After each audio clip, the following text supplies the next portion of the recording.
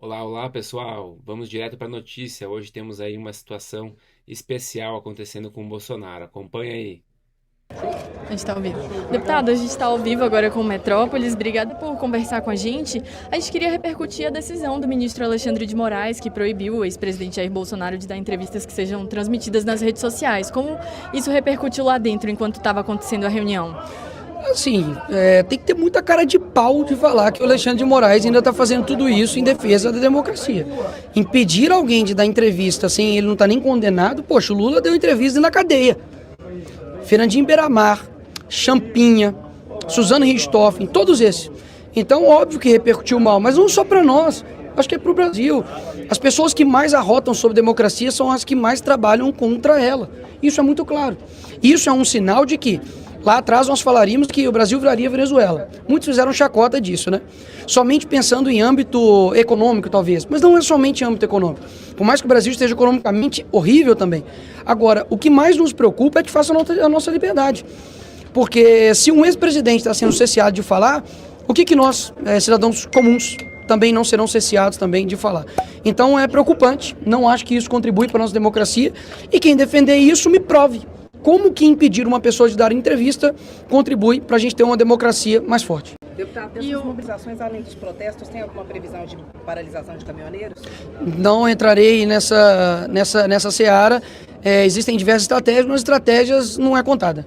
E como que o ex-presidente reagiu? Porque ele já estava com receio disso acontecer, de ele ter alguma complicação dando entrevista. Como que foi lá dentro no momento que ele recebeu a notícia da decisão? Zero surpresas. Nada que venha do Alexandre de Moraes que seja tirânico não surpreende. Surpreendeu alguém? Ele literalmente está proibido de falar com o filho dele. Assim, eu não conheço um traficante que é impedido de falar com o filho. Pelo contrário, tem criminosos que fazem filhos dentro da cadeia. E ele não pode conversar com o filho dele. Então, mais uma vez, a nossa reação, ela não é uma reação, mais uma vez, porque nós votamos no Bolsonaro, porque nós gostamos dele. É uma reação de pesar pela nossa democracia. Estão fazendo isso, vamos lá. Estão fazendo isso porque o Bolsonaro tentou dar um golpe? Claro que não, pô, é porque ele está despontando em primeiro nas pesquisas, é claro. Agora, é muito fácil você ganhar um jogo, você tirando 7 gols da Alemanha e falando que o Brasil ganhou de 1-0. Aí fica fácil ganhar, ué. É fácil falar que acabar com a fome, matando todo mundo que tem fome.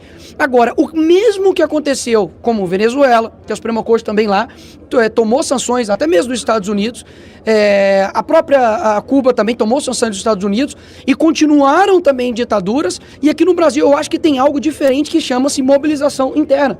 As pessoas estão começando a perceber que não basta somente você ir lá e votar e problemas no nosso país. Ou a gente luta por um Brasil agora, ou senão a gente não vai ter Brasil para lutar futuramente. Vocês vão recorrer Mas em à relação... Câmara Interamericana de Direitos Humanos?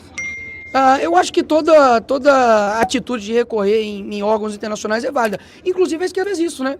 Tá falando aí sobre soberania, né, nacional, mas eles fizeram isso todos esses anos. Fizeram isso na impeachment da Dilma, fizeram isso quando o Lula foi preso. A Gleisi Hoffmann foi até a TV árabe, Al Jazeera, para pedir que o mundo árabe ajudasse o Lula.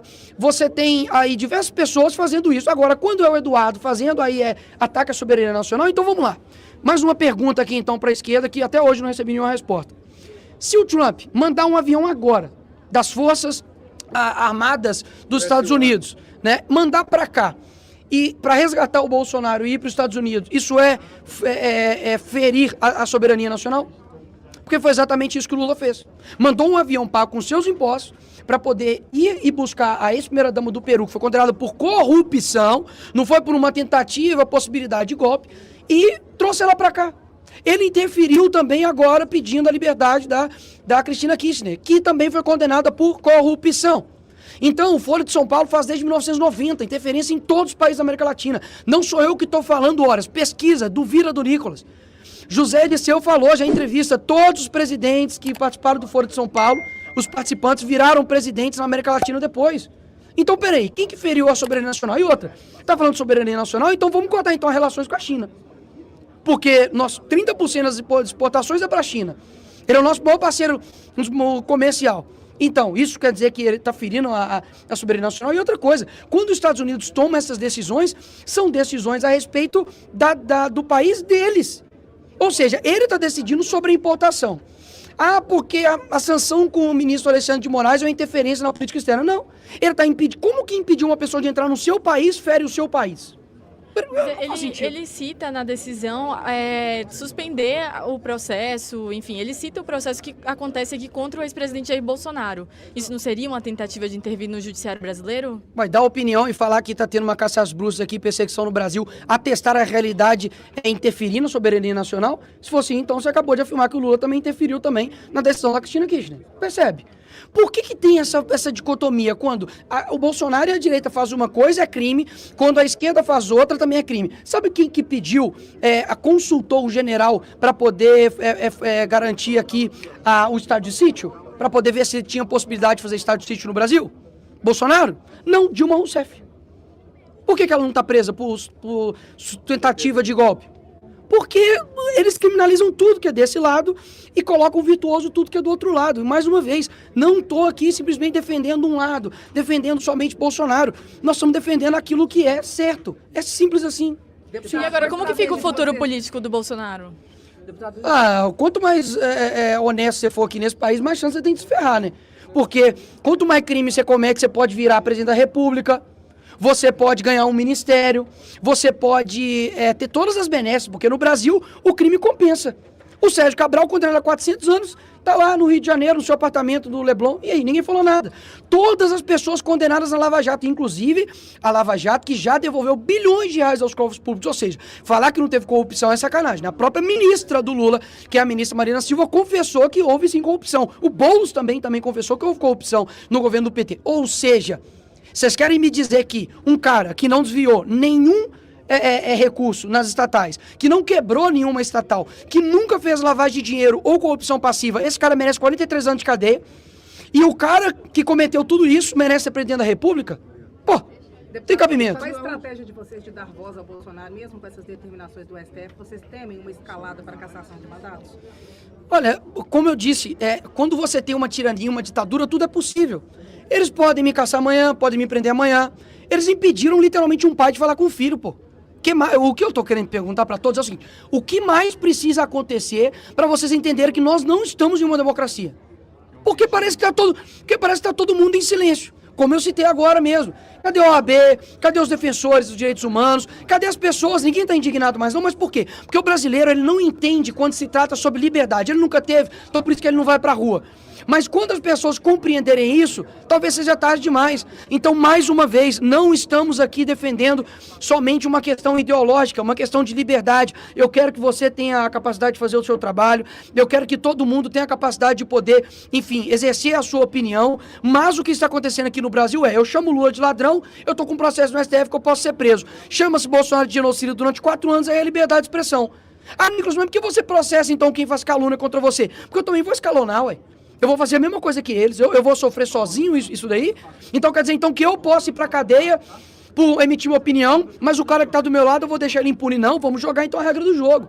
Então o que eu sinto é que nós precisamos, como Brasil, não somente como eu defendo esse lado político, como Brasil, defender os requisitos, e ponto. Então, pessoal, acabamos de assistir aí uma entrevista cheia de pontos polêmicos e que, sem dúvida, vai gerar muita discussão, né? Pois aí o tema central é a recente decisão do ministro Alexandre de Moraes, que proibiu aí o ex-presidente Jair Bolsonaro de dar mais entrevistas transmitidas pelas redes sociais. E para quem acompanha de perto a política brasileira, isso soa como mais um capítulo de uma narrativa que tem levantado muitas preocupações sobre os rumos da nossa democracia. O deputado Nicolas, aí, ao comentar essa situação, não escondeu indignação com essa decisão, e foi claro ao afirmar que, ao impedir o Bolsonaro de falar, o Supremo Tribunal Federal está dando um passo perigoso no sentido de restringir a liberdade de expressão, que é coisa que a gente já vem vendo há muito tempo aí no Brasil, né? Agora está apertando cada vez mais. E isso é difícil de discordar, né? Se o Bolsonaro, um ex-presidente da República, que está sendo silenciado, sem sequer ser condenado, o que isso significa para o cidadão comum? A crítica dele aí comparou essa ação ao que vemos a regimes autoritários como Venezuela e Cuba, né, que não parece exagerada. Afinal, se a democracia está sendo enfraquecida a esse ponto, podemos nos perguntar quem será o próximo, né? O momento em que o deputado fala sobre a cara de pau de quem defende a ação de Moraes em nome da democracia é bastante forte. Ele destaca que figuras públicas como Lula, que estavam presos, receberam liberdade para falar e até dar entrevistas durante o processo. Isso coloca uma dúvida importante sobre a equidade na aplicação da lei, algo que ele aponta com bastante clareza. Ele também reforça que, ao cercear a fala de um ex-presidente, o Brasil pode estar estabelecendo um precedente muito perigoso, né? O outro ponto que chamou atenção foi a comparação feita entre o tratamento de Bolsonaro e o de outros líderes políticos no Brasil e no exterior. Segundo o deputado, o que está em jogo aqui não é apenas uma questão de política interna, mas uma batalha maior pela liberdade de expressão. E ele tem razão ao dizer que, se a censura continuar avançando, não será apenas o ex-presidente que estará sendo calado, mas todos os cidadãos que se opõem ao sistema. E agora, pensando na repercussão de tudo isso, fica a pergunta: o que os brasileiros realmente entendem sobre o que está em jogo? Será que a população percebe o risco de perder um direito tão fundamental quanto a liberdade de se expressar sem medo de repressão? Eu quero saber a sua opinião. Comenta aí o que você pensa sobre a decisão de Moraes. Será que estamos caminhando para um cenário onde qualquer tipo de oposição será silenciada? Deixe sua opinião nos comentários e vamos discutir, pessoal.